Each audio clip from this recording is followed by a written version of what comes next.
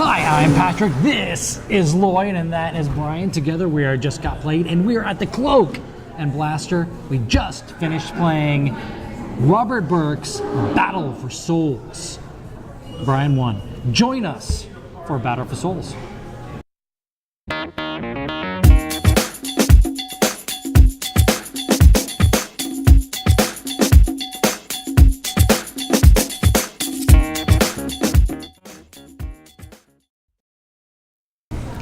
Brian Fiore, Yes. tell us all about Battle for Souls. It's pretty easy. You're just basically in the soul collecting business. Battle for Souls is a two-player game, although it could be four-player if you're going to play teams, and it even says that 3 players is possible. However, it is not highly recommended. So, but in Battle for Souls, the players are assuming the role of. Could it be? Basically, there are souls out, and you are trying to collect them to send them to for victory points. They're basically worth 3 points apiece, and you're going to be sending them to heaven or hell, depending on which side you are playing. And then you're going to also get some other victory points throughout the game based upon whether you get holy or unholy relics, whether you get sin or intercession cards, which give you victory points, or if you happen to purchase victory points to then kind of like a deck builder style where you get to put them into your deck. The game end condition is when all of the souls that you selected to play with from the beginning have all basically been either reaped and sent to purgatory or have been collected and sent to heaven or hell. So the game time is actually scalable. I think you can play a short game, which takes about 15 or 20 minutes, and you're playing with like a total of 7 souls to begin with, and then from there it can go all the way up to however many souls you want to keep including, but it's like in sets of 7. So basically what happens during your turn, the very first thing that you do is you have these angel and devil cards, and what they're going to do is basically add 1 holy point or 1 unholy point to one of the souls that you're battling for if you happen to share the type of one of the 7 sins or one of the 7 virtues of the character. If they match, then you can add 1 point to it. Now the points are tracked, and this is how you actually win one of the souls. It starts off in neutral, so it basically counts as 0. But if you start adding holy points to the character, it bumps up. And once it gets to 6, and then you get that 7th point on there, you will actually automatically take that soul, and it'll go to either heaven or hell, depending on which of the characters you are. They've ascended or descended, Lloyd, right? You're going to be getting those 3 victory points, and you're also going to get an additional angel or demon card that's going to be unveiled, and that's going to start boosting you and giving you another +1 if you happen to have that same virtue or weakness, if you have virtue or sin that matches the card.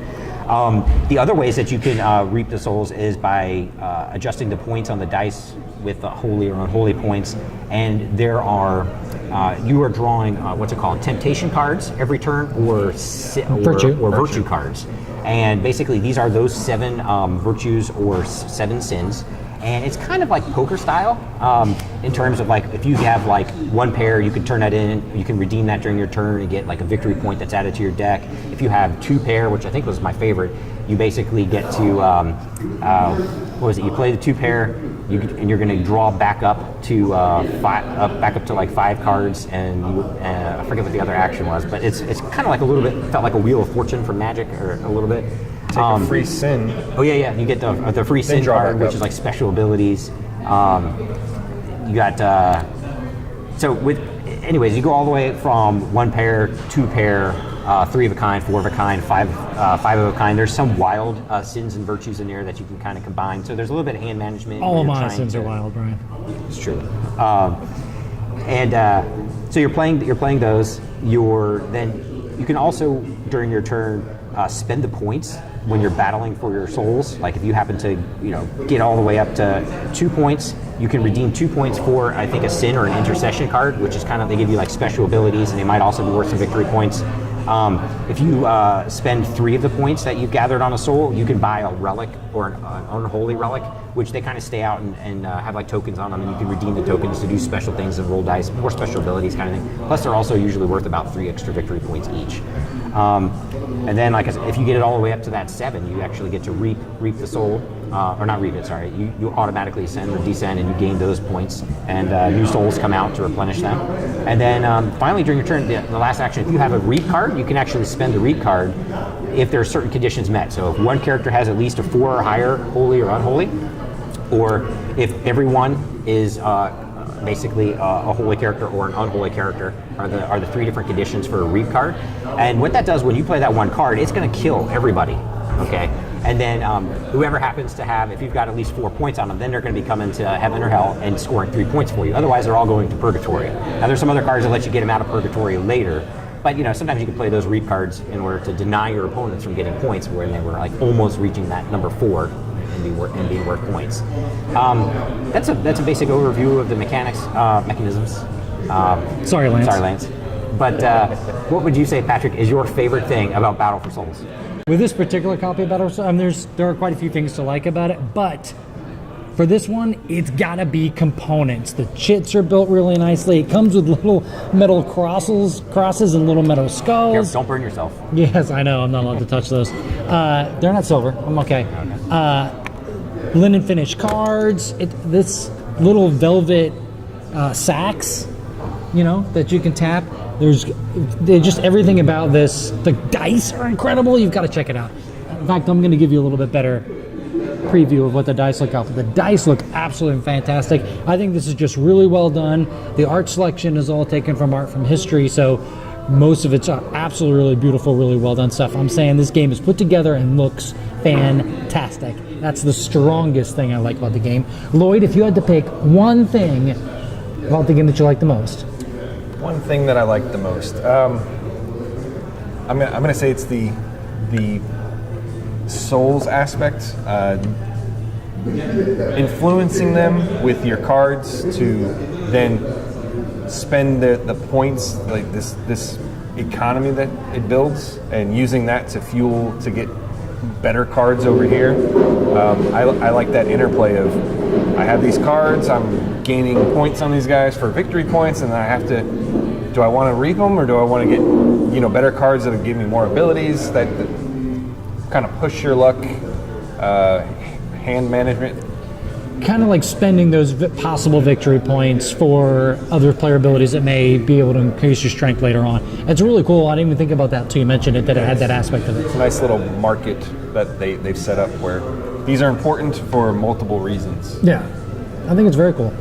Brian? I would have to say my favorite thing about Battles for Souls is I kind of enjoyed the what do you call it? The hand management aspect of it, or it's kind of like poker, right?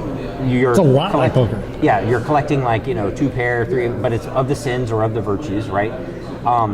But you're not just redeeming them for points; they're actually actions when you redeem them. So the trigger and effect, right? So it's almost like a set collection, but you're redeeming them for the specific actions, whether you're going to be putting points or whether you're going to be drawing like a free holy relic, or whether you're going to be like discarding and redrawing cards, So I like that aspect of it. It's something that I haven't really seen before, where you're actually using set collection but redeemable for actions themselves rather than points. Did you ever find yourself like with a pair going, man, I don't want to play this pair right yet because I would rather do a flush a full house or a 3 of a kind? Was there an activity that you were like, I'm going to hold on to this pair for just a little bit longer?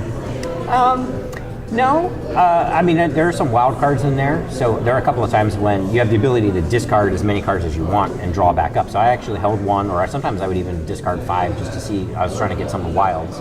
But a lot of times the pairs are actually pretty useful because you can trade them in for 1 victory point, which I think our final score was like 22 to 10 or something like 13. that. To like 13. 13. But I had done that 3 or 4 times. So you can get some substantial points with pairs. So they're nothing to turn your nose up to. Well, Lloyd, I already know this because we talked about it, but if there's one thing that you like the least about Battle for Souls is... So the game has variable lengths based on how long of a game you want to play. You put in a certain set of cards and you get in sets of 7. And the game ends when all those cards are gone, which whenever you go to reap, that takes out 3 at a time. And these are the souls, the people that you're trying to reap. So there's like a stack of them depending on which ones you select. Or you can play with them all, right? And that's the longer game. And what I didn't like was a missed turn in the short game felt very catastrophic to me. Like I never wanted to I felt like I needed to do something every single round, and being able to just like draw a card didn't seem beneficial when the other player is, I'm going to turn in all this stuff and do all this stuff. Like it hurt. And I think in the long game, you have a little bit more time to build a strategy and build your hands up to get bigger plays, but the fast game was a little too fast for me, I think. The short game really didn't let you build a strong strategy. No, I felt like I was, and it might have just been because I had a terrible hand and I couldn't rebound from it, but I felt like after his first turn, I already felt like I was on the ropes the entire game. That happens a lot with Brian. He gets you on the ropes. Yeah. You know, to be fair, you did have it. I guess you had a handicap or whatever. I'm used to collecting souls on a daily basis, so. That helps. And I was definitely not doing the rope-a-dope there. Like, I'm just going to let him spend all his cards, because he kept spending cards and collecting stuff every turn. Brian, if you had to pick out one thing that you liked the least. I'd have to say the thing that I liked the least was the Angels and Demons mechanic, I guess, in the game. Or mechanism. Sorry, Lance. In the game, where it was a little bit random, I think, because they had to match one of the souls that you were battling for. So either that virtue or that sin on there, and it added +1, which was nice if you happened to have it. But if you didn't, then you would have to try to get another angel or demon out there by boosting one of your guys up all the way to a 7, and then you could get another one. Then you got 2, I guess, acting, but. For an angel or demon, I like to have like a superpower or something. I'd almost like replace like the relic and just switch the names or something like that. Have the angel or demon having some cool uber ability, and then a relic only kind of like doing like +1. Playing the short game, once there's only one of each color soul in when you play one color set or one set. So once your green card is gone, your green soul, this guy is useless for the rest of the game. There's nothing worse than having a useless angel. Or useless demon. Sorry, forgot. Your guys were demons. Yeah, I got Beelzebub in here, and he didn't make an appearance. I was disheartened by that. Is he sloth? Is he sloth? Which one is he? I mean, it's no wonder. So no wonder. So, Gluttony.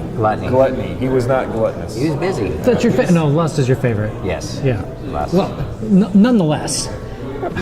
I'm Patrick. This is Lloyd. That's Brian. This is Robert Burke's Battle for Souls. An incredible game. I highly recommend you swinging by and picking up your copy at your local game store. Thank you very, very much for watching, and this is us saying goodnight from Cloak and Blaster. So I had Satan in my group. Who did you have? Like I had Leviathan. Leviathan. I had Azrael. I had a guy named Jesus. Did you? Yeah. I don't think you did. You had Michael. Oh, Michael. Michael. That was a John Travolta movie, right? Yeah. It's fantastic. Powder. I think Powder made an appearance too. Gabriel. I'm taking editor's liberty with that. What's the guy? The Green Mile guy? What was his name? Michael Clark Duncan? Tom Hanks?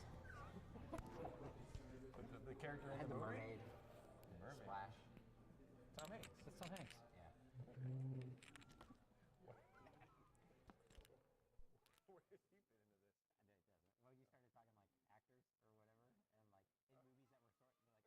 Who could it be? Who could it be? I just can't imagine who. Could it be Satan? Yes! I like it.